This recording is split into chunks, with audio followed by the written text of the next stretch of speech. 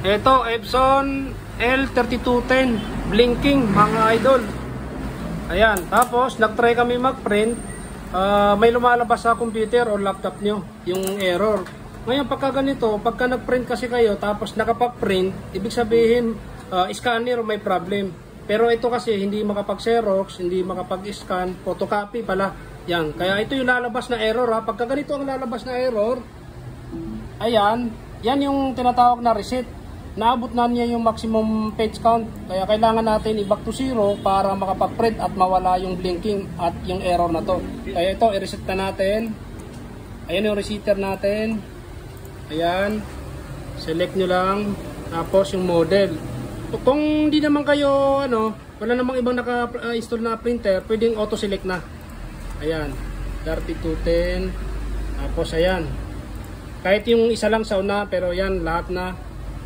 Ayan, 100% max. Kaya para mawala yung 100%, 0, i-reset natin. Ayan, click nyo ulit yun, initialize. Tapos, ayan, magto-turn off printer. Kaya i-restart nyo lang para mawala po yung blinking na to at makapag-print na kayo ulit. Ayan. Ayan, on natin ulit. Wala na po yung blinking. Tapos, pwede na po kayo mag-print, mag-scan, photocopy, yun. Kaya yun, ganun lang mag-reset ng 3210 mga ka-JJR. Maraming salamat. Huwag niyo pong kalimutan i-like yung video natin. Like lang, share. Salamat.